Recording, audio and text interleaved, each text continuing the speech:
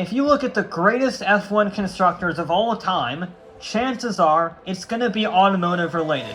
Ferrari, McLaren, Mercedes, Lotus, they all make fantastic road cars and fantastic racing cars. But there is one team on that all-time great list that doesn't have any connection to racing or cars in any way as a parent company. And that is because their parent company sells energy drinks under the guise of Red Bull.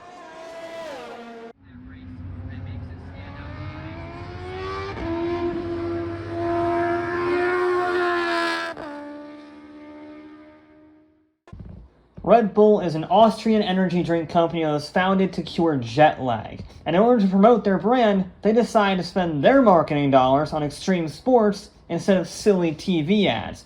So they sponsor motocross, rallying, surfing, parkour, and they even have a decommissioned AH-1 Cobra attack helicopter for stunt flying.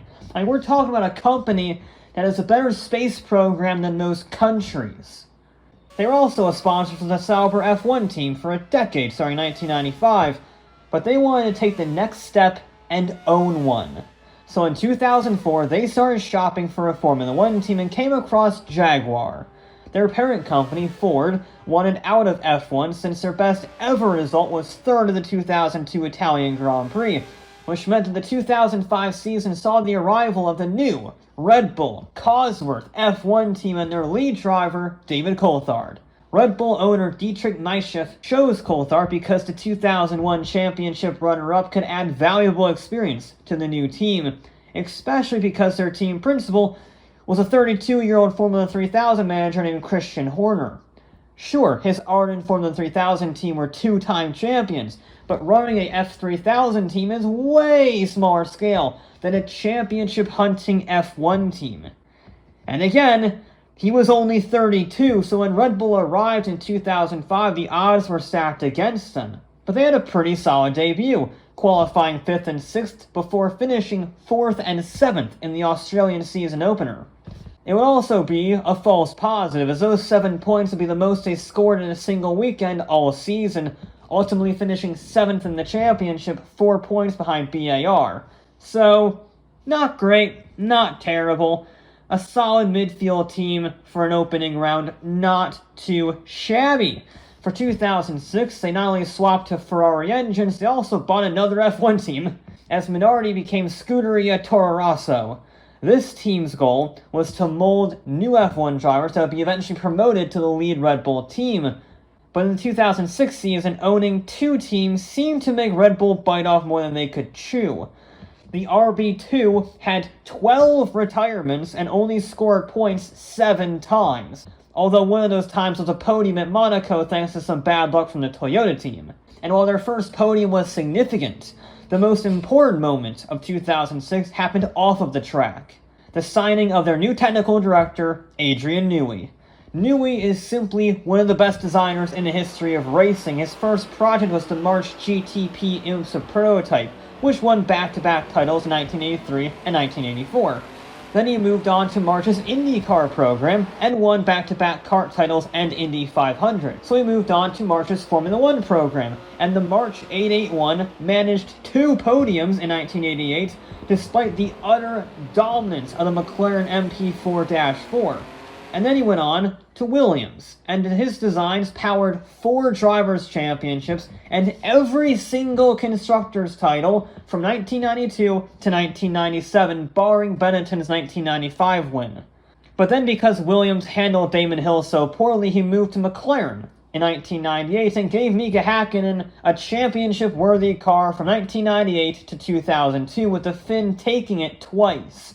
Even during the era of Ferrari dominance, McLaren usually had the pace, just not the reliability. But then the team balked at giving him a raise, and that's how he ended up at Red Bull. It cost him $10 million to sign Newey, and initially, it wasn't obviously clear he was worth the premium. The RB3's qualifying pace was mediocre compared to McLaren and Ferrari, with poor reliability compounding these problems. Although Red Bull did manage a high of 5th overall at the end of the season with the help of their new driver, Mark Webber. The 2008 RB4 was more of the same, albeit with less retirements. Instead, they just didn't score any points. And more humiliation was piled on when Sebastian Vettel took pole position and the win at the 2008 Italian Grand Prix in a Toro Rosso, which meant that their junior team won a Grand Prix before the lead team. And in fact, Vettel scored more points than both Red Bull drivers combined, meaning that 2008 is the only time that Toro Rosso, or however you call them these days, beat Red Bull in the championship. Vettel's run was so impressive at Toro Rosso that they followed the plan, and promoted Vettel to Red Bull, replacing the retired David Coulthard. Now, the RB5 may have had a rocky start to 2009, but it proved to be seriously quick, with its driver pairing of Vettel and Webber. Sure, Braun had the fairy tale season, going from near collapse to championship winners in the span of a few months, but Red Bull couldn't have been much happier. China simultaneously saw their first win and their first 1-2 finish. The first of 6 wins that season, with 3 more coming from Vettel and 2 coming from Webber, giving them a heck of a comeback drive to nearly catch Braun in both championships. The key word being nearly, but they wouldn't have to wait long. During a retrospective in 2014, Vettel called the 2010 RB6 his favorite F1 drive, and that is because of a little secret that Newey and his team came up with, the blown diffuser. In order to make up for the double diffuser ban, the RB6 shot the exhaust gases onto the diffuser, making it more efficient and therefore producing more downforce without increasing drag. But it wouldn't be easy, as both Ferrari and McLaren had great cars and world champions behind the wheel. As I mentioned in his own video, Alonso was the biggest challenger to Vettel that year, but it all came down to the wire, with 4 championship contenders heading into the final round in Abu Dhabi. And out of those 4 contenders, Vettel took home the win and the title, despite never leading the hunt the entire season until crossing the line on the final lap. And for 2011, the blown diffuser was perfected, and the RB7 became one of the most dominant F1 cars ever built, winning all but 7 rounds. Vettel only finished off the podium twice, with 11 wins and a 122-point gap to second, winning with 4 races to spare to become the youngest double world champion in history as a result. Now, 2012 was covered in greater detail during his own video, but another nail-biting championship led to Vettel taking his 3rd title in dramatic fashion at the Brazilian Grand Prix, despite Alonso's Herculean efforts at Ferrari. But for the year after, the 2013 RB9 picked up exactly where the RB7 left off. Unequivocal dominance. Vettel had no competition, not even his teammates, taking 13 wins, including 9 in a row, an all-time record. Vettel beat Alonso in second by 155 points because 122 wasn't enough for the German. So all in all, between 2010 and 2013, Red Bull won 53% of all races they entered, which is a phenomenal achievement. But nowhere near as phenomenal as what came next. As the turbo hybrid era began, Mercedes showed that they wanted everything and they could get it whenever they pleased. Therefore, Red Bull was stuck in the same boat as everyone else, fighting for seconds. And I really feel for Daniel Ricciardo. He had been recruited from Toro Rosso to replace Webber after his retirement, and he joins a dominant team just as Mercedes arrives to eat everyone's breakfast, lunch, and dinner.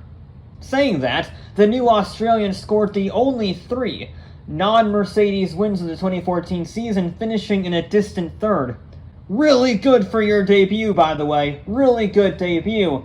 But he couldn't capitalize on it. 2015 was even worse. The engine just sucked, and the overall pace was not there even when it was fully functional.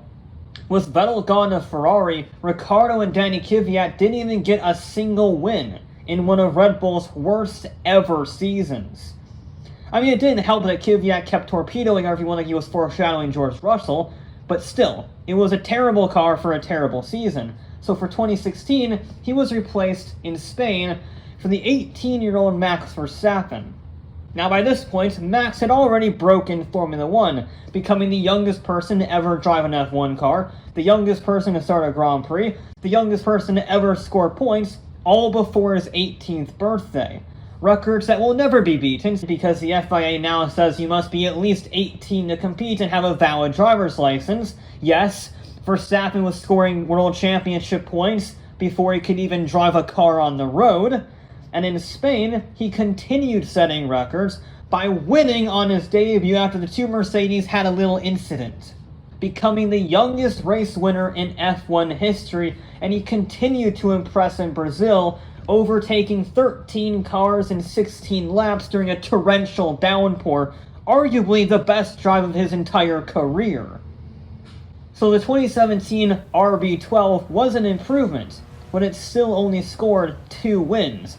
The brutal truth was that Mercedes was just faster and Ferrari was more consistent. Sure, Verstappen was already a generational talent, but he made a lot of mistakes, driving way too aggressively, and it was Ricciardo picking up the pieces. But 2018 saw improvements. Their aerodynamics were now among the best on the grid, and it became obvious that the Renault engine was the weakest link. A better engine wouldn't have gotten them to a title, but it definitely could have gotten them to second to beat Ferrari. But this period of pain proved to be a perfect professor. It made Red Bull do their homework on the whole race package, not just the car. Their pit stops became the best on the grid after never-ending training. I'm pretty sure their pit crews spend most of the day training with quick breaks in the cryo-sleep chambers. At the 2019 Brazilian Grand Prix, they changed all 4 tires on Verstappen's RB15 in 1.82 seconds. That was the fastest pit stop ever until McLaren beat them by 200ths in Qatar this year, which really messed up this script, by the way. Not happy about that, but whatever. Good job, McLaren.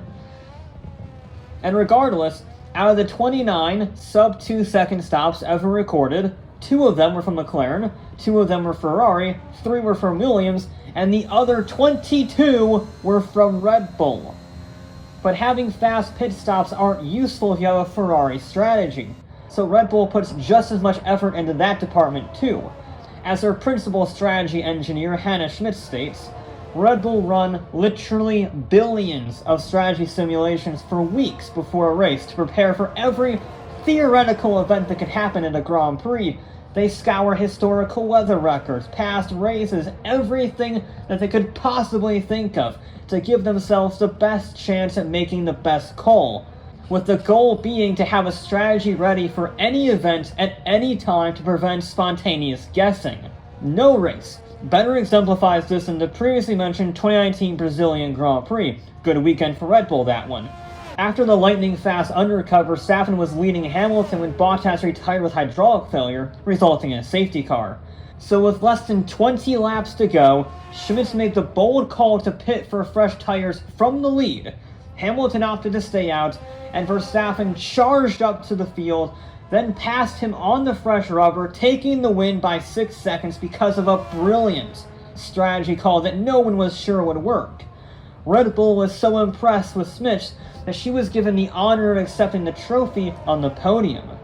But even with their improved aero, record-shattering pit stops, and strategic masterclasses, Mercedes was just simply inevitable. Between 2014 and 2020, Red Bull mustered just 17 wins. What they needed was a better engine, and with Honda's arrival, they got it. In fact, Red Bull got a 3-hit combo. Honda signed on in 2019 with a new engine design for 2021, Sergio Perez was signed as Verstappen's rear gunner, and Mercedes got their DAS system banned after 2020. Of course, there was a tit-for-tat regulation change on pit stops to make them slower, to evenly dish out that regulatory pain. Now, the previous year's RB16 was evolved to complement the brand new power unit that was smaller, more reliable, and more efficient to finally close the gap to Mercedes after 7 years of dominance. Verstappen and Hamilton went head-to-head in a season-long fight that couldn't be thought up by a Hollywood screenwriter. The first half was clearly in Verstappen's camp, scoring 5 wins compared to Hamilton's 3. But then the Dutch driver got body slammed 2 races in a row, and Hamilton turned that 32-point deficit into an 8-point advantage by Hungary. Only for Verstappen to take it back by 3 points when he won his home Grand Prix. Only for Hamilton to take it back by 2 points in Russia. And this went on and on from start to finish. Those two scored 14 1-2 finishes that year, with 19 wins between them, outclassing not only the entire field, but leaving their teammates far back in the dust cloud. So heading into the final race of the season, the two were tied on points for only the second time in history, after Clay Regazzoni and Emerson Fittipaldi in 1974, and after some brilliant defense by Checo and a controversial interpretation of the safety car rules, Verstappen overtook Hamilton for the lead on the last lap, securing the championship by 8 points, while Mercedes took their 8th consecutive Constructors' title.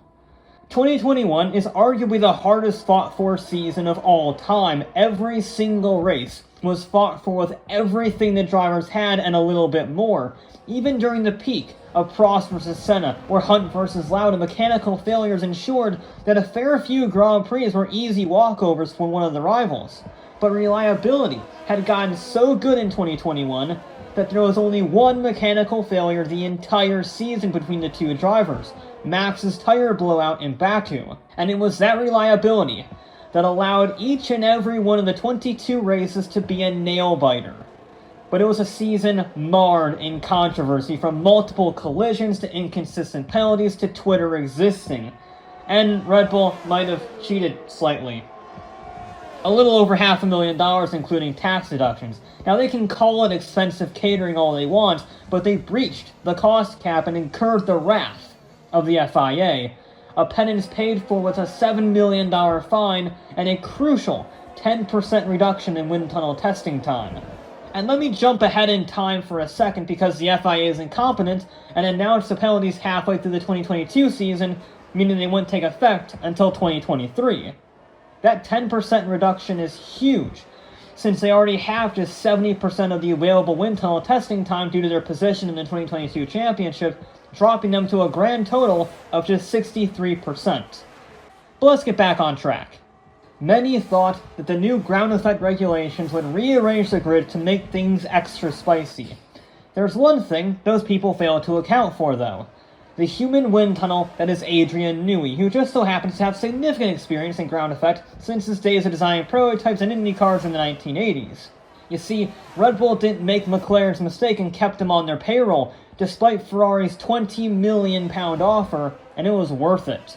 Red Bull let Ferrari self-destruct in the corner and went on to take 17 wins, with Verstappen getting 15 and the championship, while Red Bull got the Constructors' title for the first time since 2013, and the RB18 is among the most successful F1 cars of all time.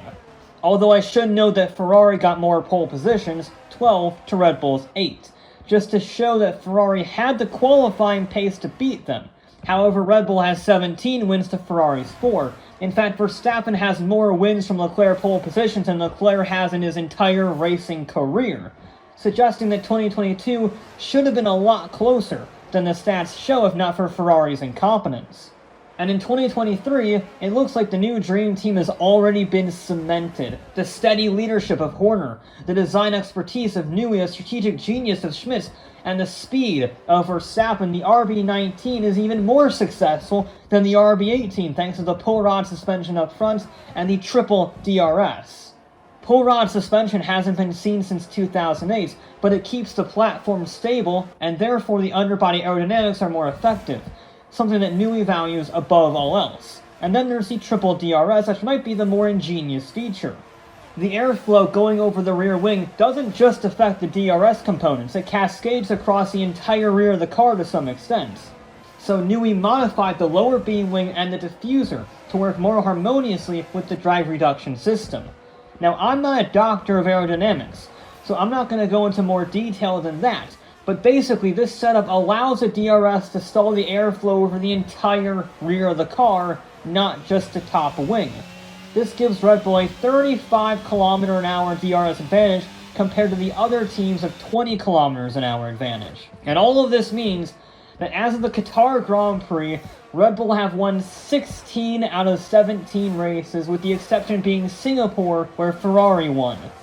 Max has had the second best F1 season of all time, with 14 wins, 2 second places, and 1 fifth place, where he got screwed over by 2 poorly timed safety cars in Singapore on top of his poor setup.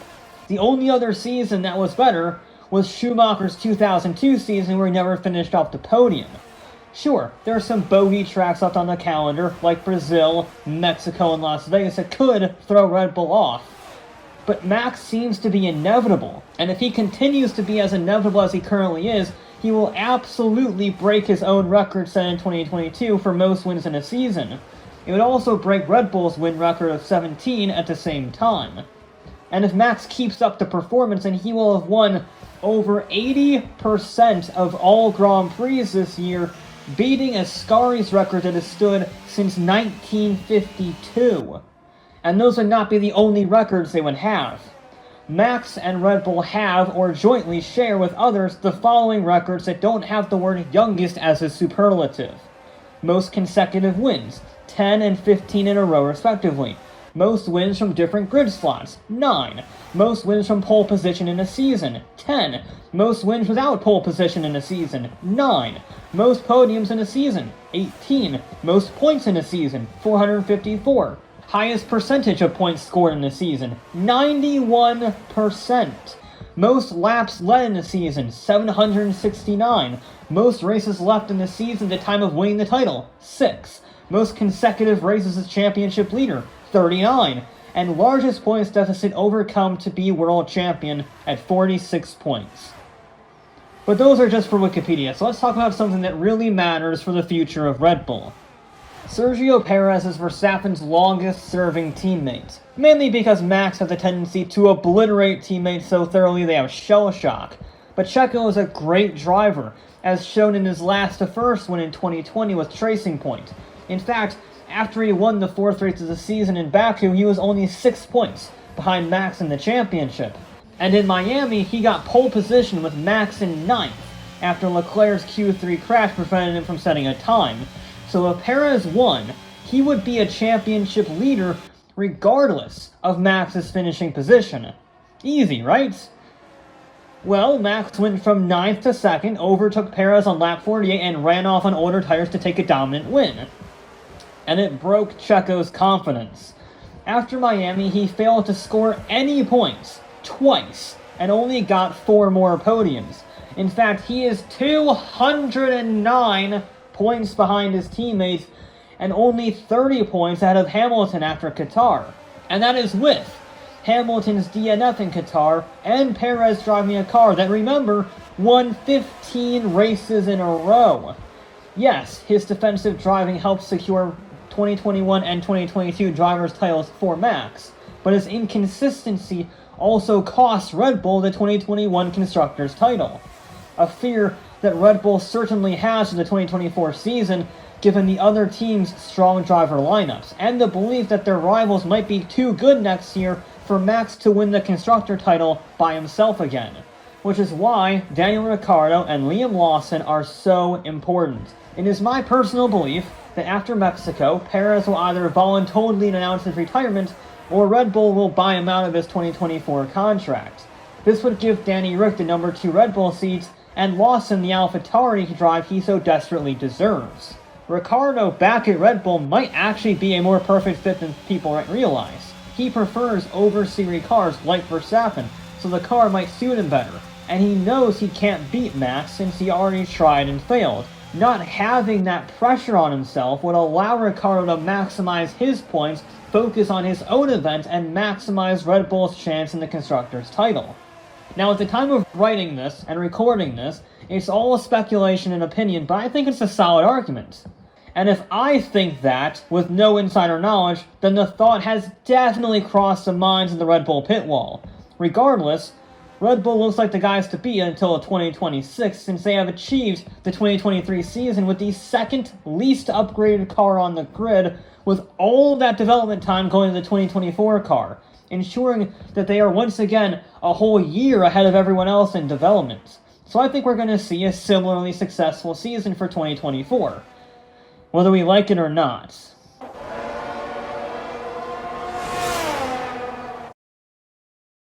But that is not just the end of the video. I'm not going to beat around the bush. This is kind of the end of Reverse Gear.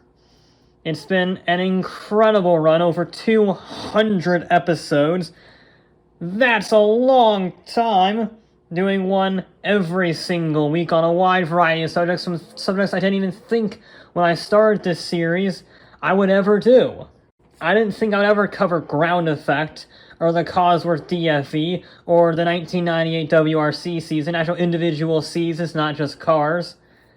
And I love that. I love learning new things. The Porsche IndyCar episode, I legitimately walked into researching that episode thinking Porsche were a bunch of miserable failures, and I came out thinking they had an opportunity and they were screwed over by the governing body. I mean, I learned just as much as you guys did, and that's a really great experience, but I've also done this for over 200 episodes every single week for over 200 weeks. I wouldn't say I feel less passionate about it. I love the research, I love reading about it, I love learning about it, but it's a big commitment. It really is a lot of effort going into these videos. I mean, this Red Bull one took months, partially because of the season. I wanted to write it as it progressed, but also just the research on the history and getting all the footage and etc, etc. It takes a lot of time to get these things ready, and I'm also running out of things I want to talk about. It's kind of like Mythbusters. You know, they had a brilliant show and they ended on a high, but they just did not have the same quality of myths, and I think, honestly, I'd be starting to reach diminishing returns if I just kept doing this over and over, if I kept repeating different seasons of different championships over and over, week after week. So, I'm going to stop the weekly uploads. There will still be a few here and there. I still have some ideas, but I want to space it out more. I want to do it when I actually want to do it, and not because of a weekly schedule, if you get what I mean. It's a big announcement. There won't be anything to fill the Friday slot. There will just be Monday and Wednesday uploads as things go on. Actually, depending on how things go on, I might change the Wednesday uploads to Fridays and just leave the rest of the week free for whatever. I'll workshop it, don't worry. I'll workshop it.